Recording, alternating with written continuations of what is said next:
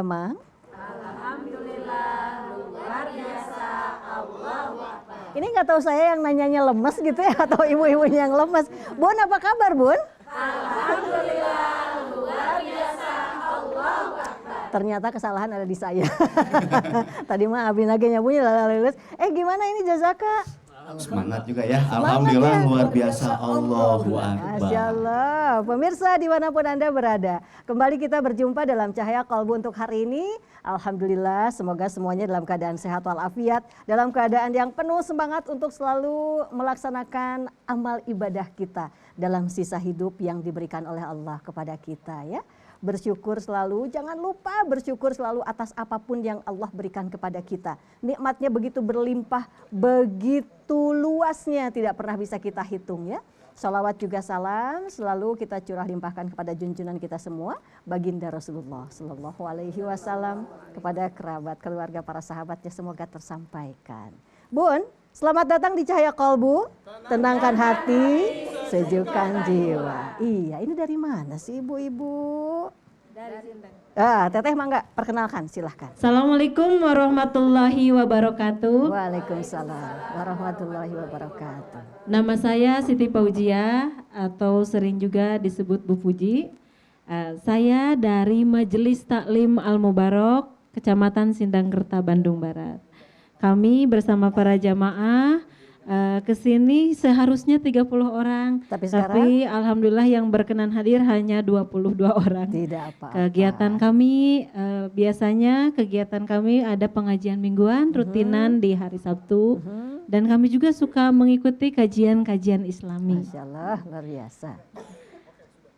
Majelis Taklim Al-Mubarok, berkah istiqomah, Allahu Akbar. Masya Allah. Sekian dari kami. Wassalamualaikum warahmatullahi wabarakatuh. Waalaikumsalam warahmatullahi wabarakatuh. Boleh tepuk tangan dulu Bun. Biar semangat semuanya hari ini ya. Baik, Bun yang ada di studio nih ya. Ibu punya malu nggak sih? Nanyanya kok begitu ya? Harus punya malu ya. Ya. Namanya manusia, tapi kadang-kadang ada juga yang kita suka bilang, ih eta teh meni teboga kaera pisan, iya nggak Bu? Kandal kulit banget, cenah kalau kata orang Sunda mau begitu ya. Nah, tapi memang kita sebagai seorang muslim itu harus punya malu. Malunya dalam hal apa Bun? Kita akan bahas ya. Baik pemirsa, hari ini kita akan membahas tentang sifat malu dalam pandangan Islam. Apa saja sebetulnya dan bagaimana seorang muslim itu harus bersikap ketika kita harus menahan rasa malu ini ya. Yuk kita bahas bersama narasumber kami hari ini, ada Dr. Anda Hajah Sofia Samsudin, Bunda Devi Mangga Kalebet. Terima kasih. Assalamualaikum warahmatullahi. Waalaikumsalam. Tadi sudah ketemu di masjid ya. Sudah ketemu ya. Sudah ketemu, ini Sehat 2D semuanya? hari ini ya. Alhamdulillah. Luar biasa. Allahu Akbar, luar biasa. Alhamdulillah. Jadi Bun hari ini Devi dan Devi ya yang bakalan di depan semuanya. Masya Allah. Bun Mangga Kalebet, silahkan Jazaka, duduk. apa kabar? Alhamdulillah. Iya dong, semangat selalu kita mah ya. Pokoknya kalau mengisi kajian di sini tuh di Cahaya Kalbu luar biasa Bun. Banyak banget tema-tema yang pasti ini akan menambah wawasan kita, membuat kita yang tadinya lupa jadi ingat lagi. Oh iya ini nggak boleh itu nggak boleh gitu ya. Nah sekarang kan bicara tentang malu ya Bunda ya. Betul. Sifat malu dalam pandangan Islam. Kan tadi saya bilang nih tegaduh ka isin eta mah jalmi teh gitunya Bun ya. Mangga Bun gimana ini? Masih ada rasa malunya? Masih ada. Alhamdulillah. Makanya saya pakai baju aja.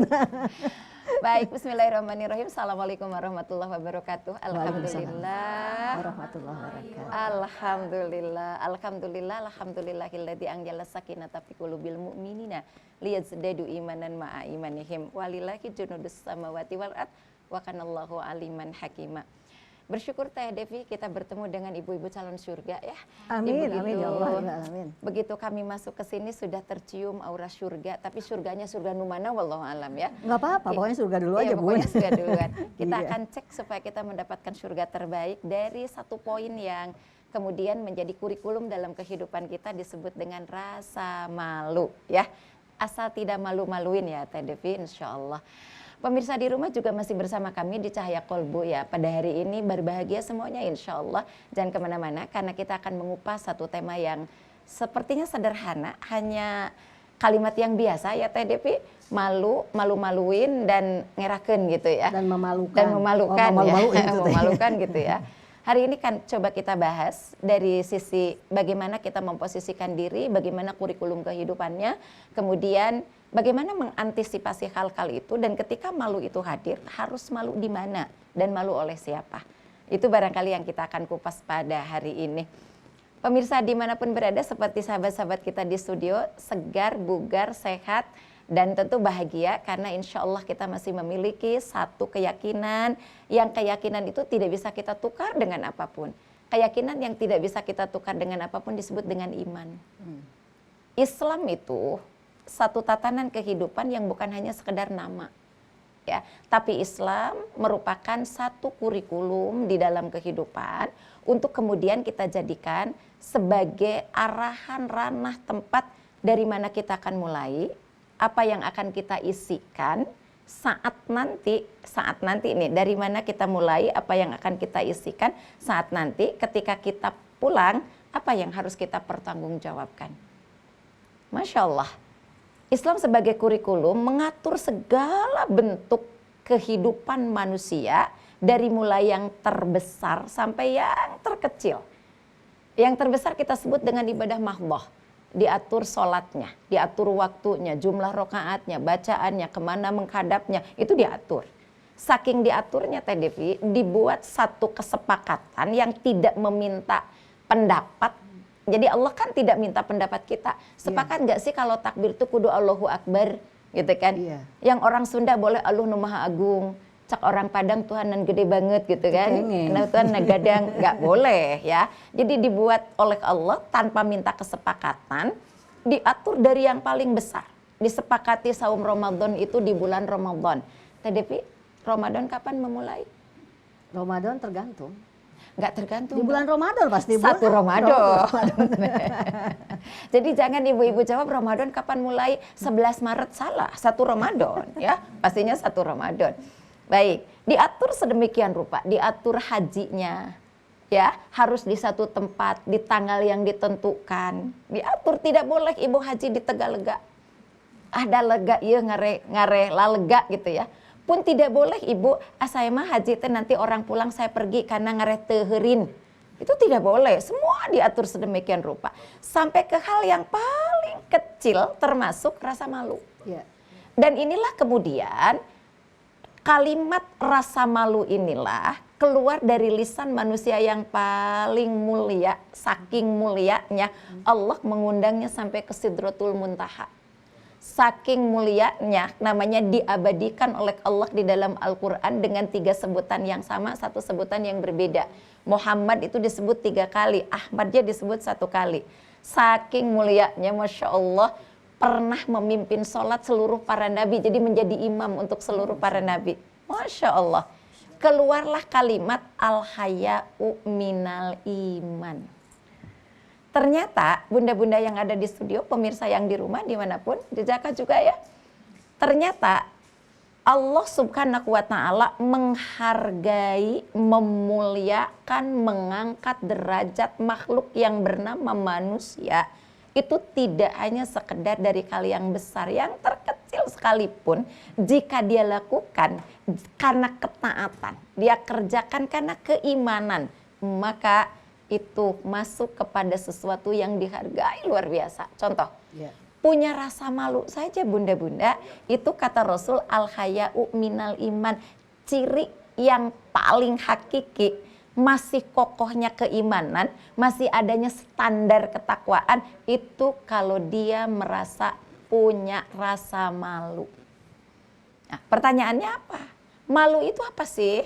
Teh Devi, malu itu apa Teh? Sebelum Teh Devi yang nanya, Bunda nanya dulu. Malu itu adalah ketika kita mau melakukan sesuatu, ada rasa nggak mau nanti dilihat orang nanti gimana, nah mungkin begitu ya. Betul. Kalau secara fisik gitu. Secara fisik begitu ya. Apa itu malu? Yuk kita turunkan dulu dari beberapa teori psikologi. Malu itu perasaan yang ada di dalam hati kita, ya, di satu perasaan yang ada di dalam hati kita yang terjadi karena kita menganggap bahwa sesuatu yang akan kita kerjakan itu tidak istimewa. Di perasaan yang berawal dari perasaan rendah, merasa rendah, merasa tidak istimewa, merasa tidak hebat. Nah itu malu tuh begitu. Jadi satu perasaan yang hadir di hati kita, di mana ketika kita mau melakukan sesuatu yang akan kita lakukan teh dianggap tidak istimewa gitu loh teh. Nggak ada artinya, Nggak ada artinya, nggak ada istimewa. Ah saya mah apa sih gitu ya. Namun gini ya, karena itu kan sebetulnya timbulnya dari dalam hati Betul. kita. Kemudian si rasa malu ini biasanya akan tercermin Bun ya, tercermin gitu dari sikap kita. Betul, muncul. Maka kemudian akan muncul Betul. di diri kita. Betul. Kalau kita malu melakukan sesuatu maka tidak akan kita lakukan itu. Betul. Benar nggak Bun? Ibu misalnya isin tengah acuk pasti mau kitunya punya, ya kan? Nah, itu kan tercermin di Sikap. secara fisik Sikap, kita kelihatan. Itu berarti ada kaitannya tadi erat sama hati banget ya Bun ya. Gimana sebetulnya hati ini mengendalikan rasa malu kita? Oke, siap. Jadi begini, kan Teh Depi pinter mancingnya Teh Bu. Saya bilang tadi Bunda dulu yang nanya gitu. Beliau nanya. Malik nanya duka teuing ieu teh kumaha. Kan kalau saya Hari tugasnya sareng bertanya. hari orang sareng orang Cililin mah duka teuing gitu nya. teuing. Baik. Jadi kembali dulu, malu itu satu perasaan yang hadir di dalam perasaan kita di mana ketika kita akan melakukan sesuatu dianggap yang akan kita lakukan itu tidak istimewa. Iya. Gitu kan? Nah, bagaimana mengendalikan perasaan itu hati kata Teh Devi tadi supaya ketika rasa malu itu muncul, kita bisa mengendalikannya sehingga ya kalau tidak sampai pada tingkat pede gitu ya, paling enggak keberaniannya naik gitu sedikit gitu ya. Nah, bagaimana? Satu statement dulu yang ini juga dikurikulumkan langsung oleh Rasulullah bahkan oleh Allah. Iya. Walaqad karomna bani Adam. Ini kata Allah, sesungguhnya semua manusia, keturunan Adam itu kami berikan keistimewaan, kelebihan satu dengan yang lainnya. Maka kalau rasa malu itu muncul, yang segera harus dikendalikan itu lawannya. Saya punya keistimewaan loh, saya punya kelebihan loh. Kalaupun saya tidak mampu di bidang ini, saya bisa di sini. Kalau di sini, saya bisa di sini. Nah begitu. Sehingga dengan mampu mengangkat nilai-nilai yang ada pada diri kita, maka malu itu sendiri akan mudah terkendalikan. Misal begini, Teh Depi mau nge-MC nih ya. Bergetar karena yang dihadapi itu nanti para pejabat, para konglomerat, para gitu. Tapi mulai belum tentu mereka bisa nge-MC seperti saya. Belum tentu mereka punya kosakata sebanyak saya. Belum tentu mereka punya pembendaharaan istilah yang akan saya sampaikan. Anggaplah yang akan saya usung dari kosakata dan bahasa adalah yang mereka belum pernah mendengar. Baik. Itu kalau itu kelihatan banget ya Bun ya. Artinya kita melawan rasa malu ini dalam hal yang positif malunya ya. Adalah dengan memunculkan strength kita, kekuatan kita apa sebetulnya gitu ya. Nah, gini Bun, tapi ada juga begini. Yang kita itu malunya sama Allah. Betul. Ya. Kalau tadi mungkin lebih kepada manusia ya Bun. Betul. Ya? Begitu. Tapi kalau kita sama Allah ya Bun ya. Betul. Rasa malu yang seperti apa sih gitu ya? Bagaimana sih tolak ukur malu kalau diukur dengan Allah? Gitu kan? Yang tadi di awal al-haya'u minal iman. Ketika yang berbicara bukan mulutnya tapi imannya, ketika yang melihat bukan matanya tapi imannya. Jadi artinya pancaran pandangan matanya pandangan iman, pandangan pendengarannya pendengaran iman, bicara mulutnya mulut iman, berbuatnya berbuat karena iman. Maka malu yang lahir karena iman itulah itu disebut dengan tawadhu. Tawadu itulah apa itu tawadu gitu kan, merendahkan diri tapi di hadapan yang punya ketinggian super duper, sudah tidak ada bandingannya, saking tingginya super duper. Iya betul. Saking tingginya maka kita malu karena siapa kita? Ya ngaku paling kaya kan al-ghani al-mughni Allah. Iya. Ya kan, ngaku paling pinter al-alim Allah, ngaku paling tinggi al-a'la Allah. Bahkan bunda-bunda tolong dijawab ya, yang di sini yang di rumah juga boleh menjawab. Subhana rabbiyal a'la itu dibaca ketika i'tidal atau ketika duduk di antara dua sujud? Di waktu sujud. Pertanyaan menjebak, betul. Kan, bunda kesini nggak akan ngejebak, jauh-jauh ngejebak. nguji, masih konsentrasi enggak gitu kan? Konsen, Jadi Bun. subhana rabbiyal a'la itu dibaca ketika i'tidal atau duduk di antara dua sujud. Kalau choice ya, pertanyaan semuanya salah kan gitu kan? Ternyata dibaca pada saat sujud. Padahal a'la artinya maha tinggi loh. Tapi kenapa dibaca justru ketika kita merendahkan diri? Iya, betul. Gitu.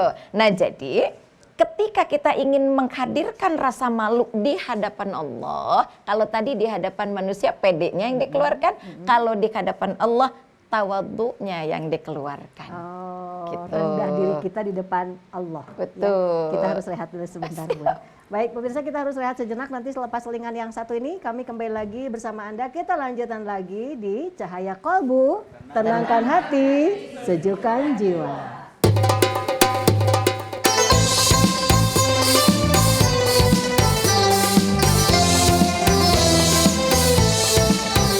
Tenangkan hati, sejukkan jiwa dalam cahaya kolbu.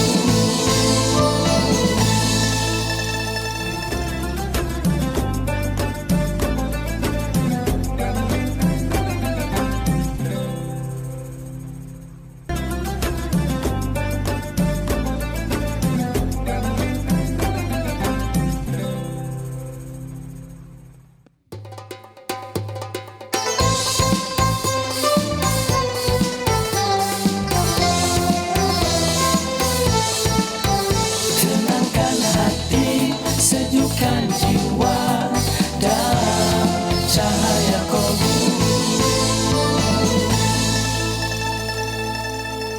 Ya, kita lanjutkan lagi pemirsa ya. Cahaya Kolbu hari ini membahas tentang sifat malu dalam pandangan Islam bersama Bunda Devi bersama saya di studio. Kita lanjutkan lagi, tadi pembahasan sudah bagaimana kita ada rasa malu kita di hadapan manusia, ada juga rasa malu kita di hadapan Allah Subhanahu wa taala. Saatnya sekarang Bunda di studio yang mau tanya, boleh Bun? Ya, mangga Teh, silahkan. Berdiri aja, mangga. Assalamualaikum warahmatullahi wabarakatuh. Waalaikumsalam warahmatullahi wabarakatuh. Perkenalkan, nama saya Hilma. Saya mau bertanya, dalam pandangan Islam, adakah malu yang dianjurkan itu seperti apa? Kemudian malu yang dilarang juga seperti apa? Ya. Terima kasih. Wassalamualaikum warahmatullahi wabarakatuh. Waalaikumsalam warahmatullahi. Terima kasih Teh Hilma. Teh Devi, pertanyaannya Luar biasa cuma ya. 2 kata. Tapi jawabannya Jawabannya sepanjang panjang. jalan kenangan. Itu dia, betul. Baik. Kita jawab ya Teh. Pemirsa di rumah juga bisa ikut menyimak karena insya Allah pertanyaan ini juga boleh jadi menjadi pertanyaan kita semua ya. Untuk menyeimbangkan kehidupan itu bagaimana sih kita memposisikan, menghadirkan rasa malu untuk hal-hal yang positif dan menghadirkan rasa malu untuk hal-hal yang negatif. Sehingga nanti muncul mana malu yang diharuskan dan mana malu yang dilarang. Ya. Gitu kan. Baik. Ketika kita tadi sudah mencoba menjelaskan bahwa malu adalah satu perasaan yang apabila kita ingin melakukan sesuatu seringkali muncul ketidakyakinan bahwa itu adalah istimewa, bahwa itu adalah baik. Satu, itu yang kemudian langsung sama Teh Devi diposisikan pada malu di hablum minanas. Ketika kita malu di hablum minallah ternyata sebaliknya, harus merendahkan diri di hadapan Allah gitu kan. Maka pertanyaan yang pertama, di mana posisi kita harus memiliki malu dan di mana kita posisi dilarang tidak boleh untuk malu gitu kan. Nah, Allah Subhanahu wa taala, maaf, kita jawab pakai Quran gitulah maksud Bunda ya. Allah Subhanahu wa taala memberikan satu kurikulum, mungkin Bunda-bunda juga hafal dengan ayat ini, sumun bukmun umyun fahum la yarjiun. Ya, di Quran surat 2 itu.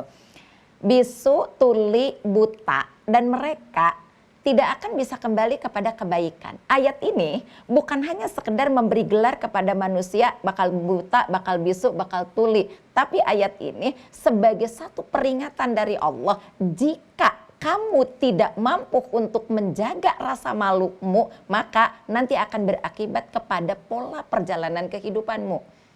Akan bisu padahal kamu bermulut. Akan buta padahal kamu melihat, bermata. Akan tuli padahal kamu bertelinga. Jadi yang mana malu yang diperbolehkan oleh Allah? Malu yang landasannya datang dari keimanan. Malu kalau orang lain bisa belajar, kita tidak. Malu kalau orang lain bisa sholat tepat waktu, kita tidak. Malu kalau orang lain tingkat belajarnya sudah naik lagi, kita tidak. Maka Rasulullah tuh menyampaikan 2 hal loh jejaka, boleh loh kita iri untuk 2 hal. Kan iri itu nggak boleh ya Bu ya? Nggak boleh. Jadi ngiri itu nggak boleh, harus nganan Bu ya. Itu nggak boleh ya. Tapi diperbolehkan 2 hal. 1 di bidang ibadah, 2 di bidang ilmu. Jadi kalau ada orang lain ibadah kita tidak, itu harus lahir rasa malu, itu yang diperbolehkan. Malu, bukan begini, Bu bade ka mesin, punten izin cantiasa ngaos, eta mah tidak boleh yang gitu mah. Ya, jadi malu yang akan membawa kita kepada hal yang lebih menurunkan derajat kita. Ya sebutlah semakin tidak tahu, nah tidak ada yang bodoh ya, semakin tidak tahu, semakin tidak paham, semakin tidak mengerti, itu dilarang oleh Allah. Tapi malu yang akan mendorong kita untuk semakin maju, walau belajar dari alif dulu. Titip sama Ibu Ketua Majelis Taklim, jangan alif-alifan, karena kalau alif-alifan tuh alif bohongan. Belajarlah alif beneran. Jadi dari alif ke ba, ke ta, ke sa gitu ya. Belajar, nah meningkat kita nanti akan menjadi lebih baik. Itulah malu yang harus dipertahankan. Begitu Teteh. Ya. Baik. Ya, gitu ya Teh ya. Yuk, mangga Ibu siapa lagi? Ya, silakan. Assalamualaikum warahmatullahi wabarakatuh. Waalaikumsalam warahmatullahi wabarakatuh. Perkenalkan, nama saya Asri Nur Hidayah.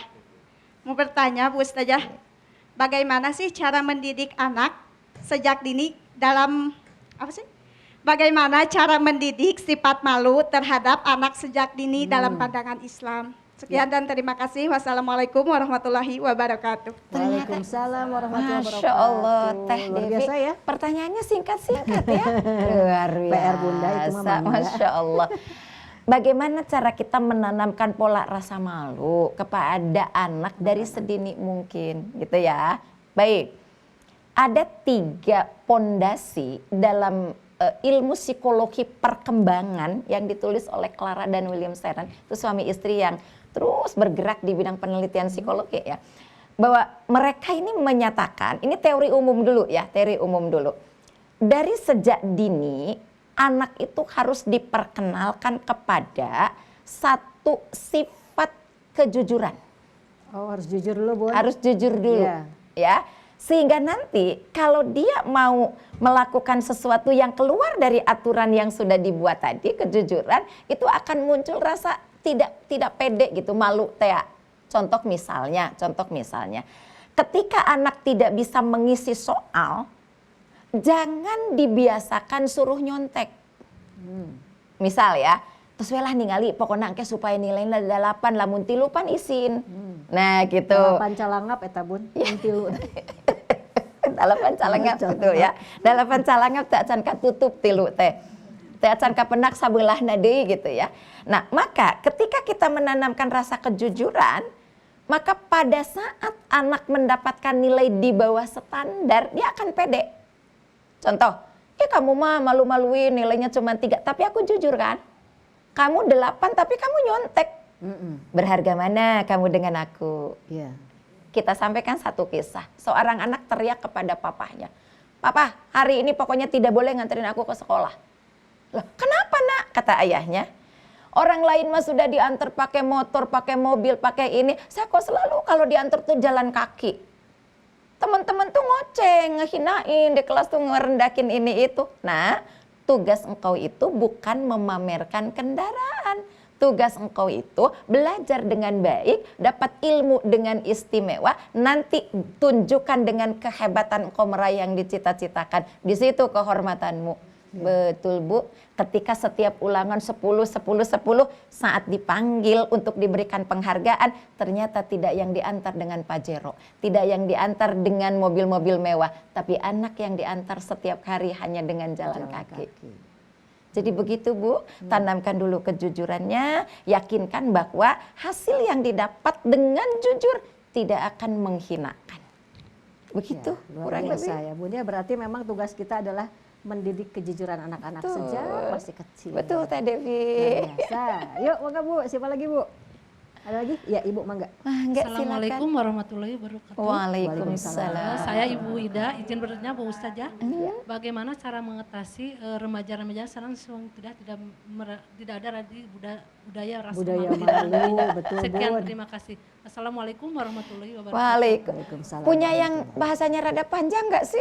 Pertanyaannya teh singkat-singkat tapi dalam banget Sengaja gitu itu ya. ya, Bun, Masya Allah. sengaja. Jadi Bunda Devi mikirnya kudu 3 kali lipat. Iya, nggak apa-apa. Nggak apa-apa. Memang harus begitu. Teh Devi mah suka ya, Jejaka suka.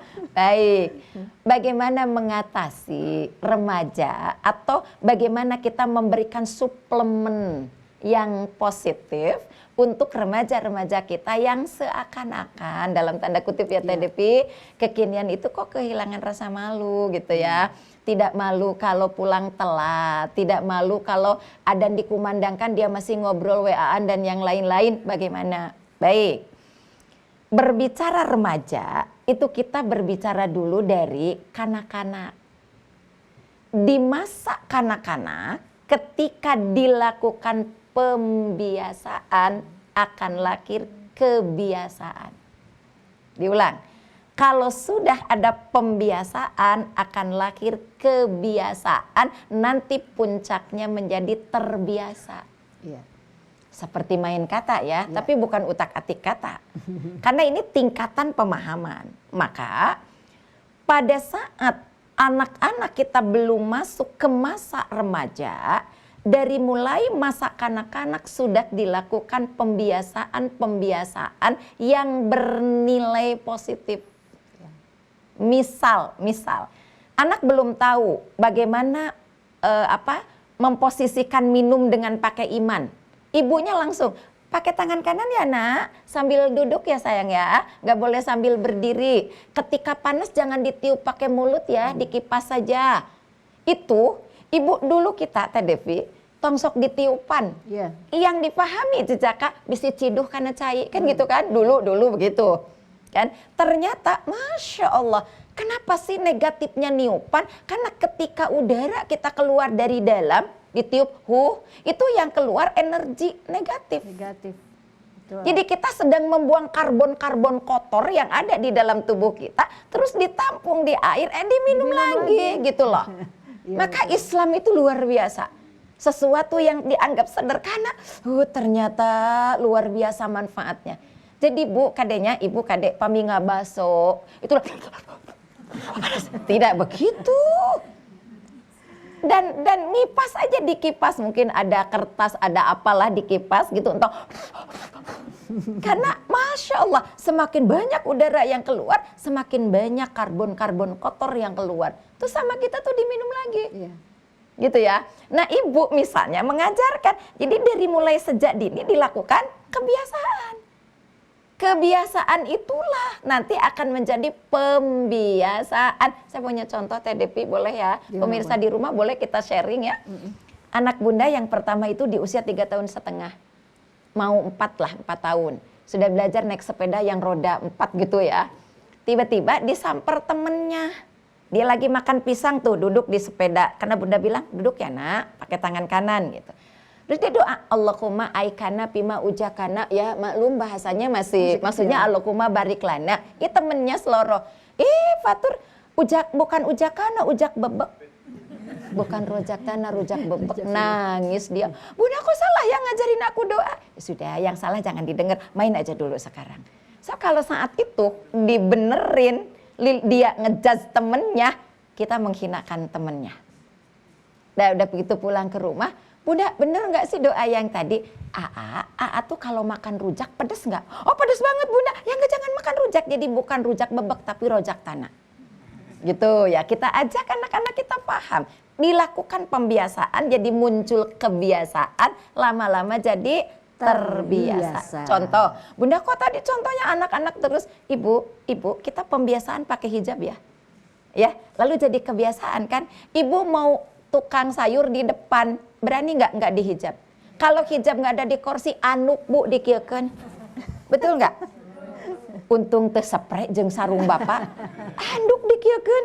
Artinya kita sudah tidak melihat fisik barang itu, tapi terbiasa untuk melakukan kebaikan. Baik. Begitu Bunda?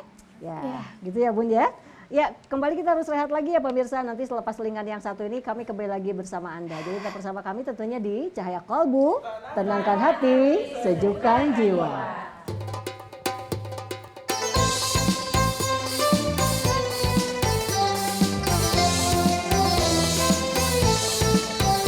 Tenangkan hati, sejukkan jiwa dalam cahaya kolbu.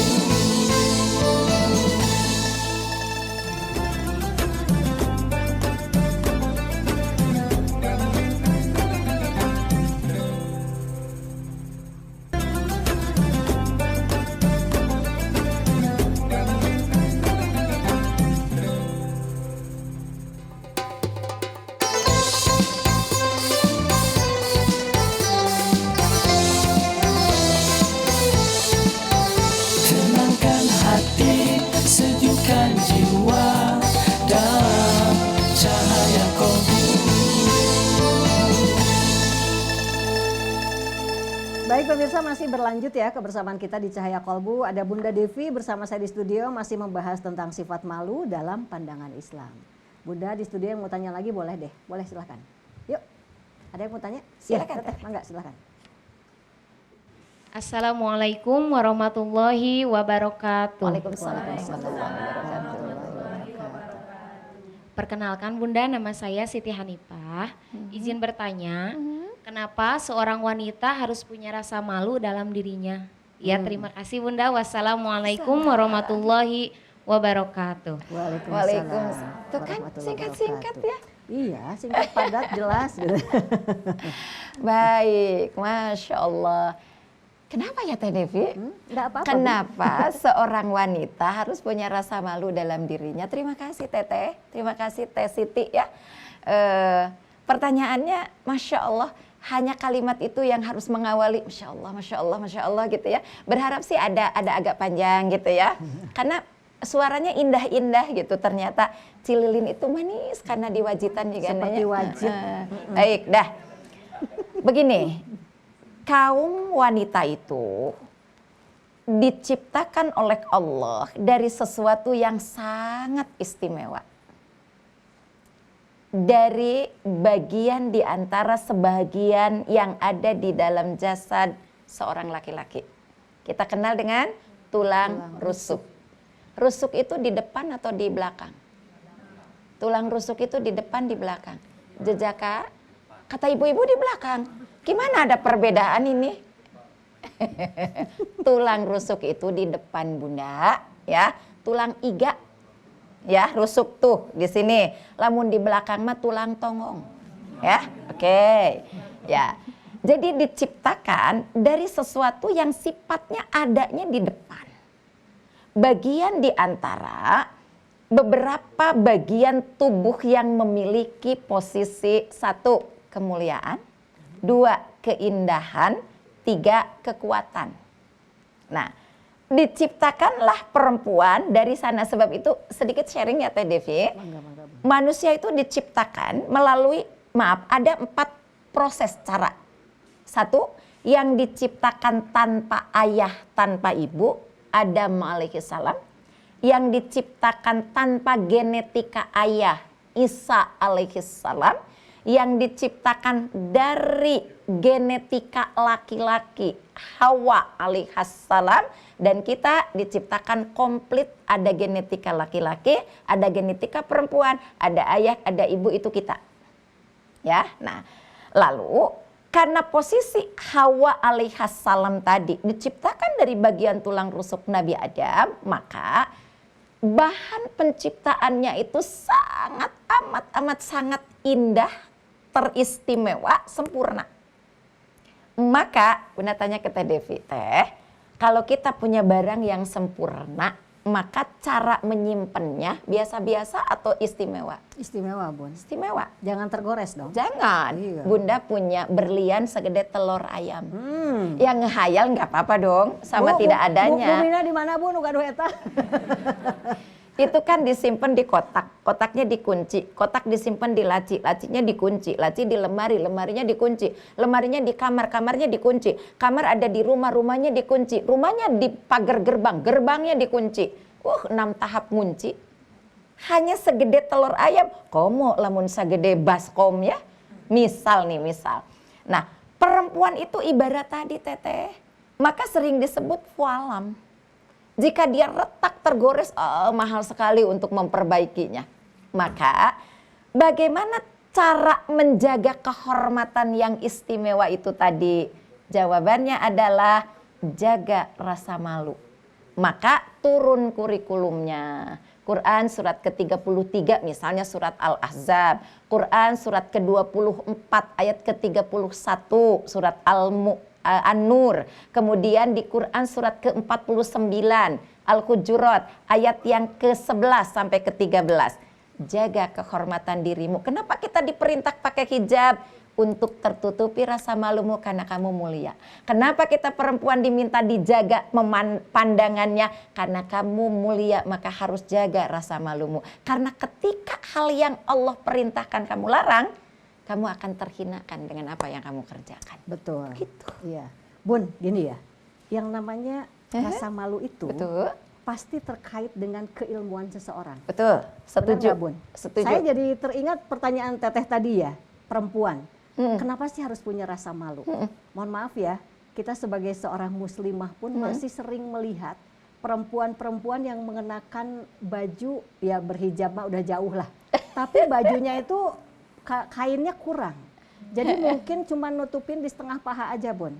Kayaknya nggak punya Jejaka tutup rasa telinga malu ya? Iya. Terus biasa itu mau biasa. Nah, mungkin saja Betul. rasa malu ini tidak terbentuk. Betul. Ya, karena mereka tidak punya ilmunya, Betul. tidak tahu ilmunya, betul nggak, Bun? Betul. Setuju. Gimana sebetulnya kaitan ini? Ya. Apakah dia itu memang semakin tinggi ilmu seseorang maka semakin tinggi juga rasa malu kita atau seperti apa? Baik, terima kasih Teh Devi. Tambahan ini. Baik, Bunda-bunda sepakat ya dengan yang Teh Devi sampaikan tadi, luar biasa. Bahwa yang Bunda ingin jawab pertanyaan itu dengan sebuah ilustrasi dulu. Ya. Sering nggak bunda-bunda begini, orang datang nih dari luar, mau sholat ke masjid, ibu sedang kajian nih di masjid, cari mukena kan? Iya. Bu, di mana mukena? Padahal tadi di luar dia nggak pakai hijab, roknya pendek. Begitu dia sholat, dia pakai tutup semua.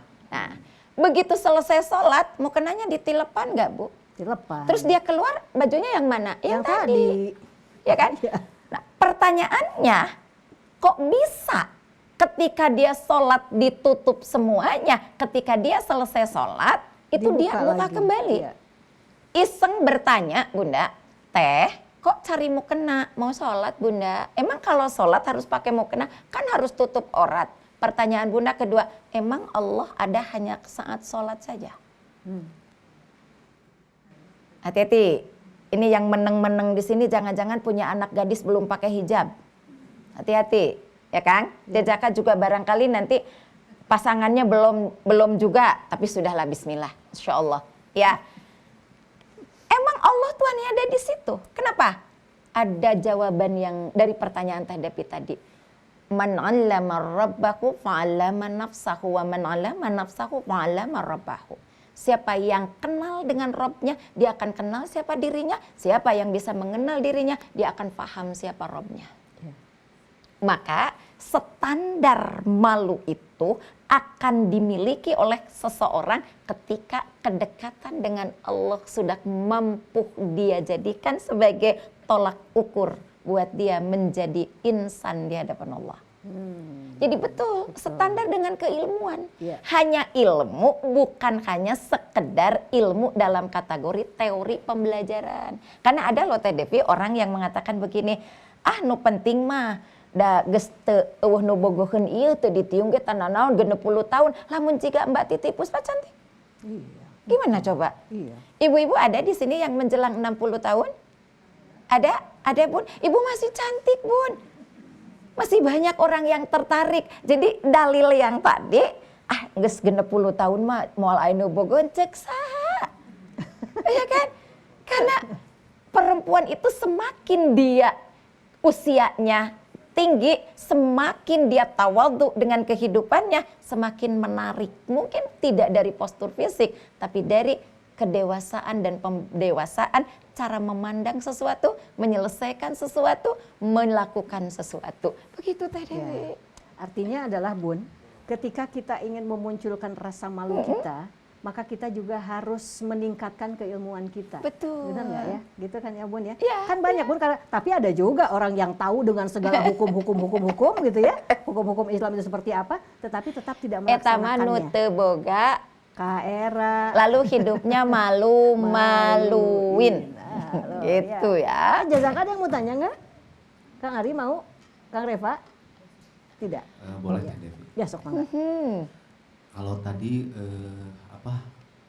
munculkan rasa malu ya dari masing-masing personal. Nah ini bagaimana kita mengingatkan orang lain agar supaya dia tuh kita bisa menilai seseorang itu kayaknya orang itu gak punya rasa malu gitu ya. Tapi kumaha carana gitu ya untuk bisa mengingatkan, Betul. bisa kontrol diri dan lain-lain begitu. Betul, Nah, betul, betul. Seperti apa kalau di dalam pandangan Islam kita harus mengingatkan pada orang lain. Tak ima rada panjang tapi hese deui. Hese dianggernya. Hese diangger. Begini Kang. Allah Subhanahu wa taala mengingatkan kita dengan sebutan al-insan. Itu 65 kali disebut dalam Al-Qur'an. Apa itu insan?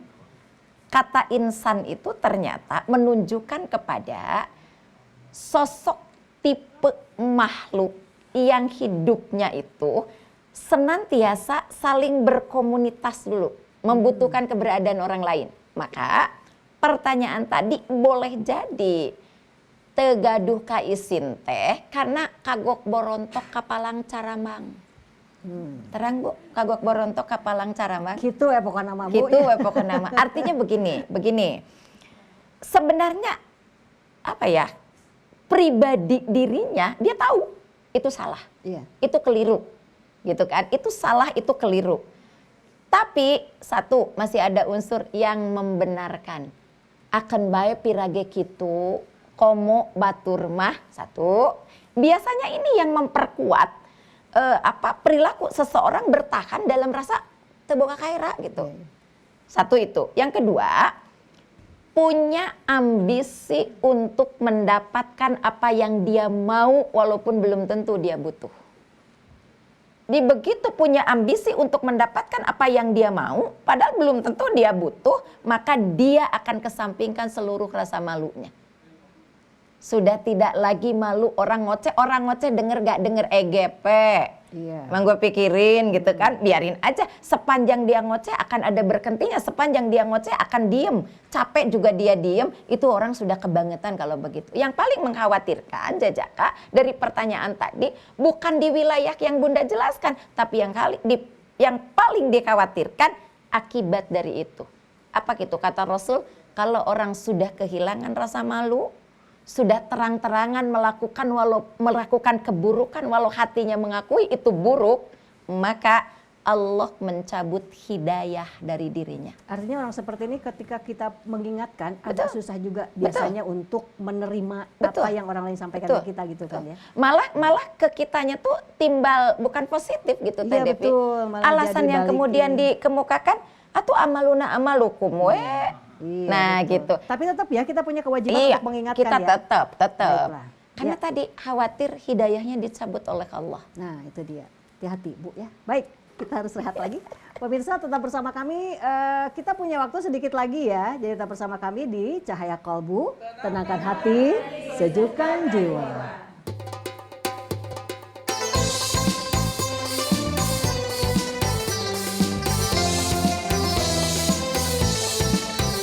Tenangkan hati, sejukkan jiwa dalam cahaya Kolbu.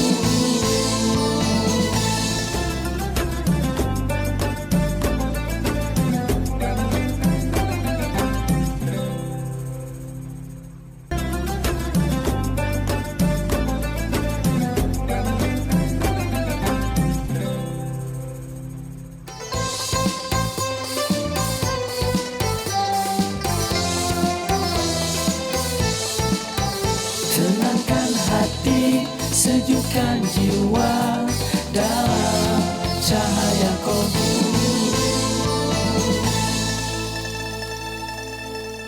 Ya pemirsa, hari ini kita sudah membahas tentang sifat malu dalam pandangan Islam ya. Tadi sudah disampaikan bahwa malu itu memang bagaimana hati kita sebetulnya ya.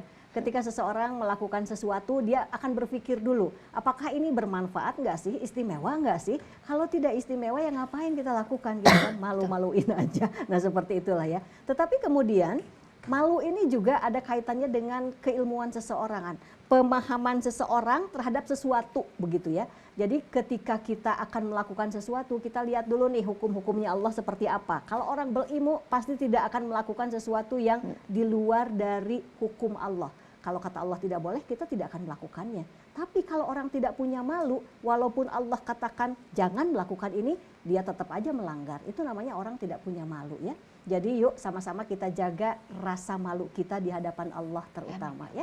Kalau di hadapan manusia ya sama juga kita harus menjaganya. Karena ini juga ada kaitannya dengan harga diri kita yang luar biasa, yang baik di hadapan Allah Subhanahu wa taala. Bunda, waktu kita sudah habis, kita tutup dengan doa. Alhamdulillah. Mangga, silakan. Baik, betah ya bunda-bunda sayang. Bunda Devi juga betah ditemanin calon-calon surganya Allah, luar biasa. Tapi bagaimanapun kita harus berpisah untuk sementara secara fisik, tapi insya Allah doa kita akan selalu tersambungkan sampai nanti kita dipertemukan oleh Allah di salah satu pintu surganya. Amin. Bismillahirrahmanirrahim. Kita akan memohon kepada Allah Subhanahu wa taala, Rabbana ighfir lana dzunubana wa liwalidayna warhamhuma kama rabbayana shaghira. Ya Allah, ampunilah dosa-dosa kami, dosa kedua orang tua kami. Seandainya ada perbuatan-perbuatan kami yang akan membuat kedua orang tua kami malu kelak ketika berhadapan dengan Engkau di hari kiamat, ampunilah ya Allah. Jangan biarkan dosa-dosa itu tetap bercokol ada di dalam diri kami. Rabbi, betapa pentingnya kami memiliki rasa malu, karena sungguh Engkau menciptakan kami dan menciptakan malu itu tidak semata sekedar hiasan dalam kehidupan kami, tapi malu Engkau ciptakan untuk membuat kami semakin mulia dan semakin terhormat. Rabbana atina fid dunya hasanah wa fil akhirati hasanah wa qina adzabannar. Alhamdulillahirabbil alamin. Assalamualaikum warahmatullahi wabarakatuh. Waalaikumsalam warahmatullahi wabarakatuh. Bunda Devi, hatur nuhun pisan Bun. Ini juga bunda-bunda dari Cililin. Terima kasih banyak ibu-ibu ya. Jazakah hatur nuhun, terima kasih. Pemirsa juga terima kasih untuk Anda yang sudah menyimak Cahaya Kalbu hari ini. Insya Allah kita akan ketemu lagi tentunya di Cahaya Kalbu yang lainnya dengan tema menarik lainnya juga. Saya Devi Dirgantini pamit. Sampai jumpa lagi di Cahaya Kalbu. Tenangkan hati, sejukkan jiwa. Assalamualaikum warahmatullahi wabarakatuh.